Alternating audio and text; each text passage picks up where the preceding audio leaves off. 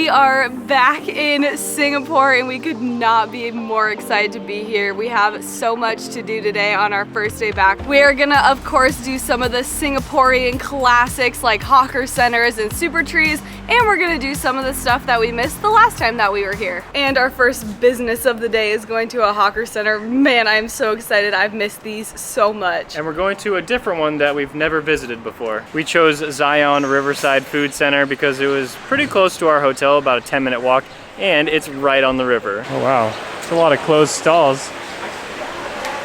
But hopefully we can still find some good food.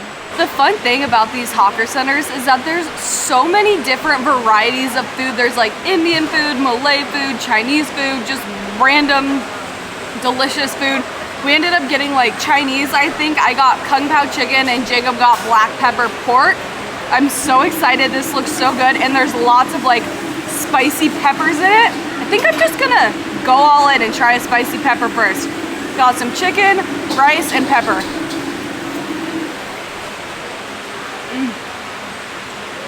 That is literally a little bit spicy.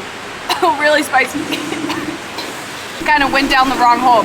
Anyways, that is literally the best Kung Pao chicken I have ever eaten in my life. It's the perfect amount of spice.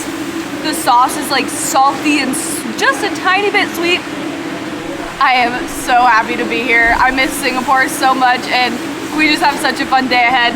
And the food is just the beginning. There was this duck that I was eyeing over there, but I just decided to order from the same place. We're gonna be here for at least a few days, so we can come back and get that if I really want it. Our dishes are pretty similar, mine and Jenny's, so it's so nice because they can make everything really fast here and serve it. Like 3 minutes after I ordered it, it was here at the table. Definitely has that black pepper taste, and this is soy sauce with it.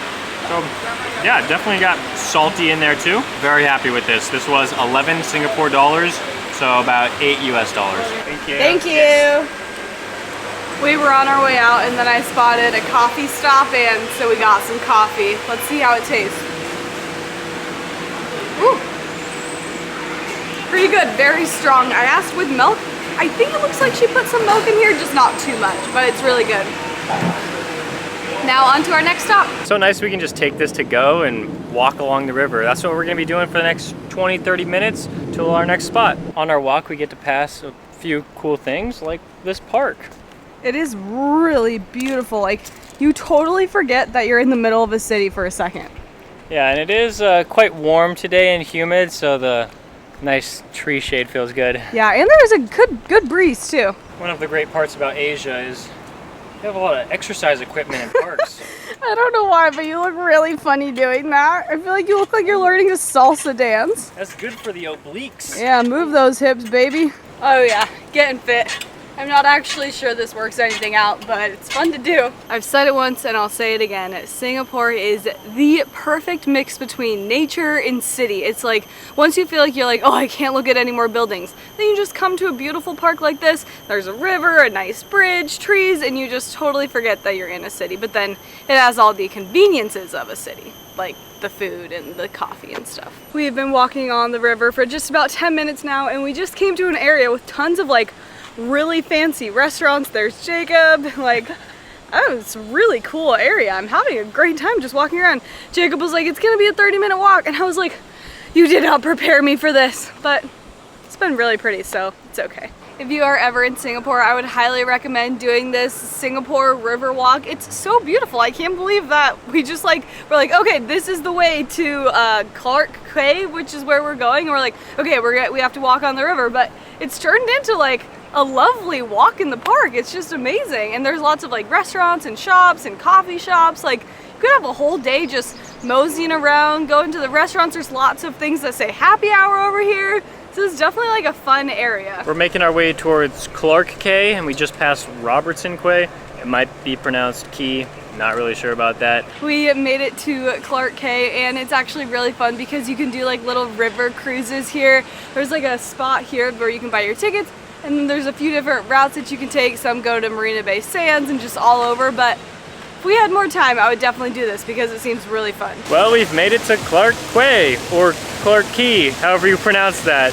There's a ton of restaurants. I don't even know how many shops there are, like things to buy. It's a ton of places to eat. This is hilarious. One of our favorite Mexican restaurants when we're back in the United States is called Señor Taco, and they have one right here.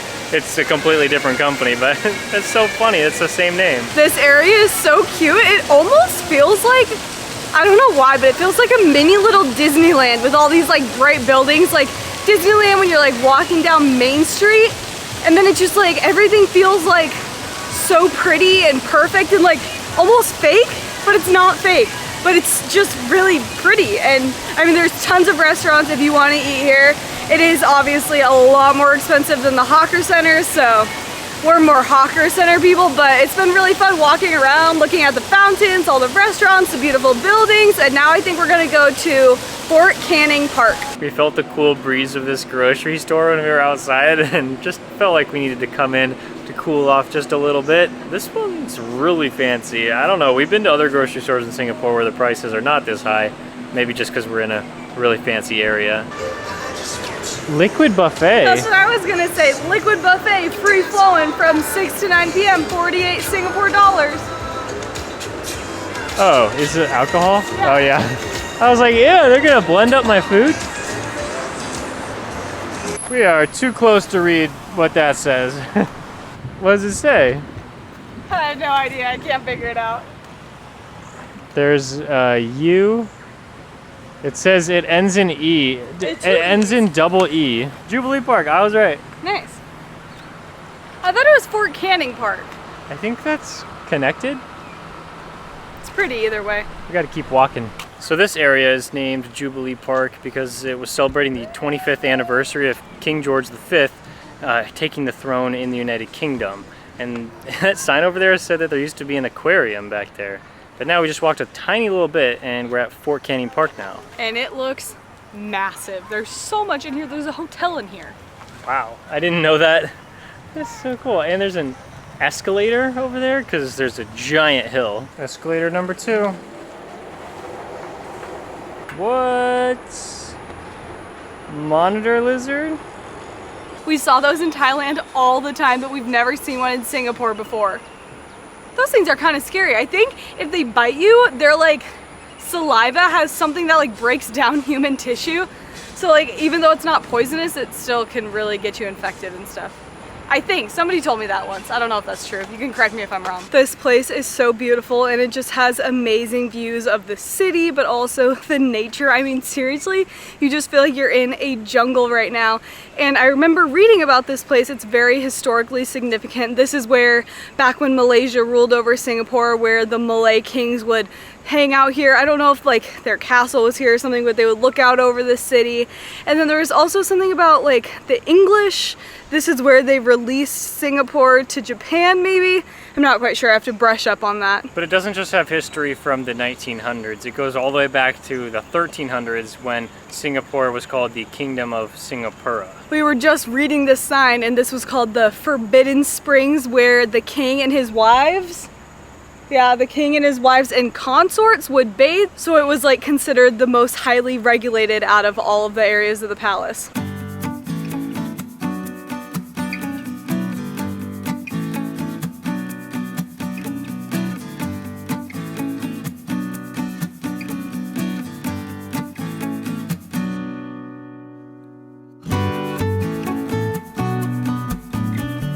No, it's closed.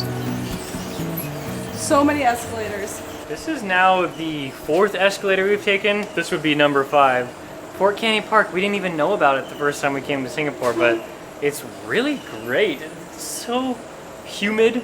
Definitely feel like you're in the middle of the forest. Now we gotta walk up some stairs. This was the entrance, oh my gosh, mosquito. This was the entrance to a British-built fort here in Singapore, and it was to protect them from sea-borne threats. This was the old married soldiers' quarters, and it was for British generals that were married, and they stayed here with their wives. I think it's funny that they called them old married, like, oh, they're so old and married. We're so old and married, Jacob. I think they call it old because it was over 100 years ago. I like my theory better. Singapore truly is like a jungle because this tree literally has plants growing on the tree. We learned about this when we were in Costa Rica. Do you remember what kind of plant that's called, Jacob? Where it has to grow on top of another plant? There's some name for it, but it just reminds you that Singapore really is more than a city. It is like truly the jungle. This place is huge. There's a ton of signs everywhere where you can learn about Singapore's history going all the way back to the 1300s. And I can't believe this place is free. Usually places like this or other forts, you probably are gonna have to pay a small fee, but we just walked right in here and the hotel's behind me. Didn't really think there'd be a hotel in the middle of this park, but there is. All the lights are off in the hotel and all the windows are open. Don't see any people, but the pool looks open. I don't know, kind of creepy. And now we're off to the famous Merlion that we missed last time we were here.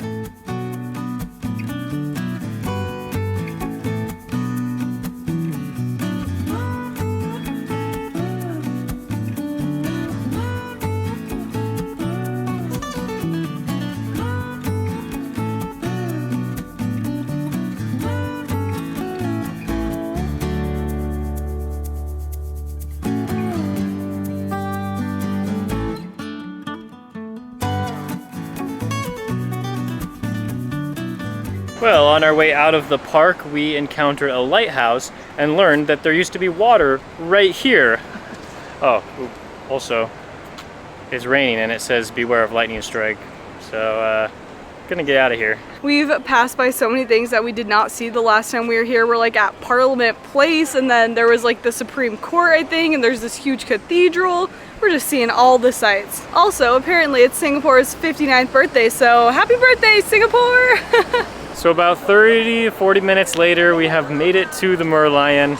Really wanted to use public transportation to get here to take some time off of our commute, but every time I looked up the map, they said that walking was the quickest way, so here we are.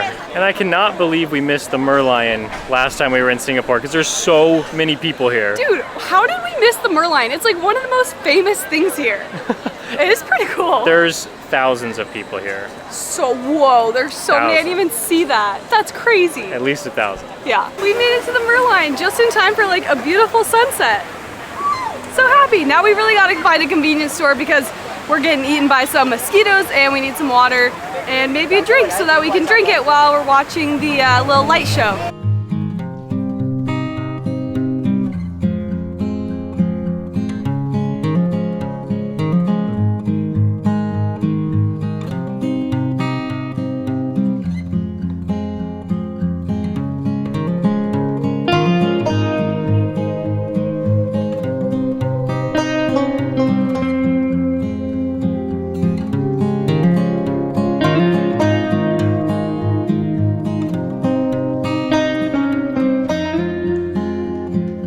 Alright, well it got dark real fast. We walked to a 7-Eleven because we were dying of thirst.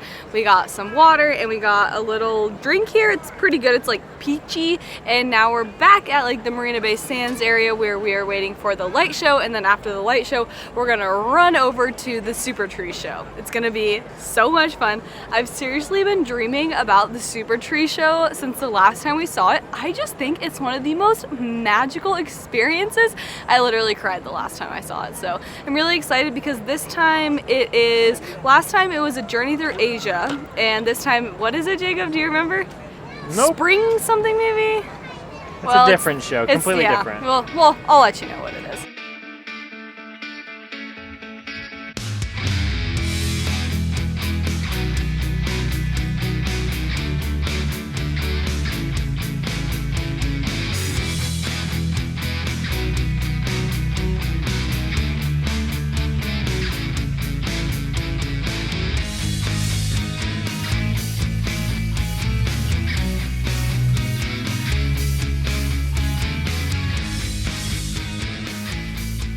The show was so cool. It was definitely better once we headed towards the middle. We were more towards the side to stay away from the crowds, but now we're sprinting over to the Super Trees because we don't want to miss the light show there because it is my absolute favorite. Well, we made it to Gardens by the Bay. We're at Super Tree Grove and we only have 5 minutes until the show starts.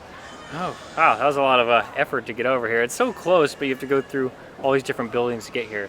So now we're just waiting. The show is going to be really special. Let the inner child in you run wild. Join us as we embark on an adventure to magical lands amongst the super trees. Tonight we present the Enchanted Woods. Pick a spot, grab your cameras, and enjoy the show.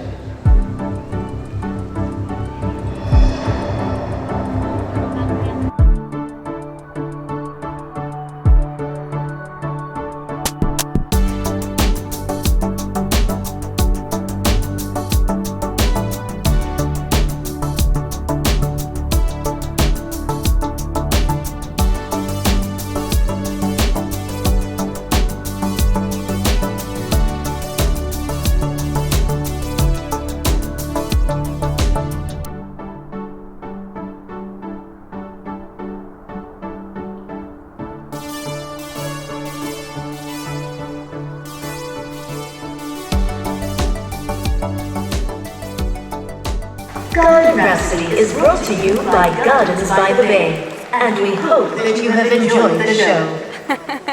That was really cool.